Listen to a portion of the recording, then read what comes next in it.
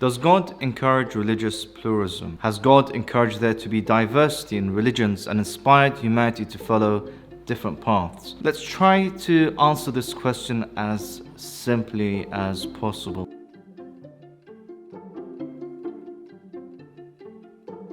Firstly, the question is raised due to what is seen in Surah Al-Ma'idah, chapter 5, verse 48, where Allah subhanahu wa ta'ala says, "And had God wished, He would have made you one community, but His purpose is required that He should test you in respect to what He has given you."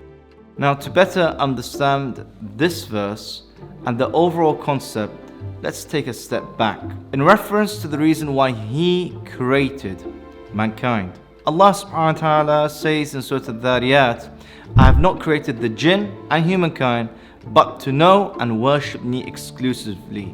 He also says in Surah Al-Fussilat, chapter 41, that the knowledge of and worship of Him is only for our benefit. This means that submission to God can only be meaningful if no one, not even God, has forced us to do so. In addition to this, Allah confirms that He has provided us the guidance we need, as Allah subhanahu wa ta'ala says in Surah Al-Insan, "And we have shown the human being the right way, whether he be grateful and follow this way, or ungrateful and reject us." Essentially, God will never force people to accept Him and His prophets. In the earlier verse in Surah Al-Ma'idah, God uses the phrase "Walau sha Allah," meaning had God wanted. To understand this, it's important to know what is the want or the will of God. Theologians break it into two types. Firstly, the creative will of God. This refers to when God creates things based on His knowledge and wisdom. There is no way that anyone can defy this want of God, and it is something that will definitely occur. Secondly, the legislative will of God. This refers to God informing humanity of what is advantageous and disadvantageous to them by sending them prophets and messengers. He wants them to believe, but does not force them to do so. Just like parents who want their children to succeed in school, and so they provide them all of the tools they need to reach this goal. However, it is up to the child if they make use of the means at their disposal or they ignore them. Allah says in the Holy Qur'an, Surah Al-Ma'idah, verse 48, "For each community to which a messenger was sent with a book, have we appointed a clear way of life, shir'ah, and a comprehensive system, minhaj." From this, we can understand that God has appointed a clear way of life. The key Arabic word being used, shir'ah, which means the beginning of the path.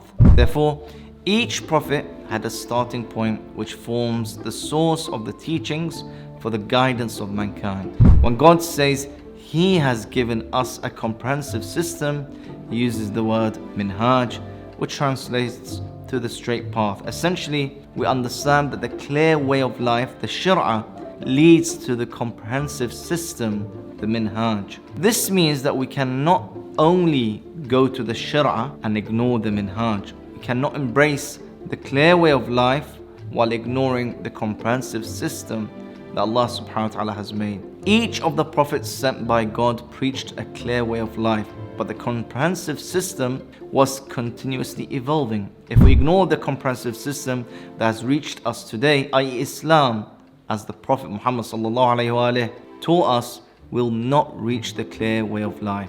Allah confirms this in the Holy Qur'an in Surah Al-Hijr, chapter 15, verse 9. "Indeed, it is we who send down the reminder in parts, and it is indeed we who are its guardian." The Holy Prophet confirms this as well when he states in that famous tradition, "Verily, I was deputed to perfect noble moral traits." Therefore, as the Qur'an shows, Jews, Christians and Muslims are varying nations when it comes to the code of conduct, Sharia, that we follow.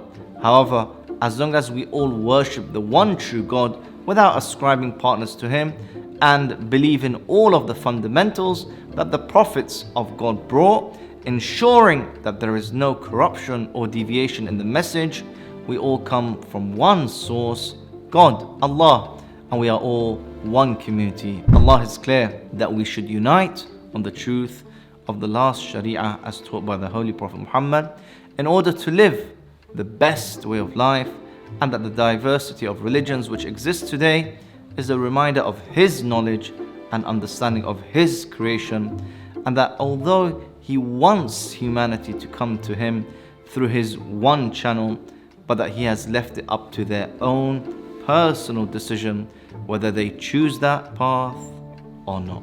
If you found this video beneficial, then please do subscribe to the World Federation's page. Subscribe on their YouTube, Instagram and Facebook.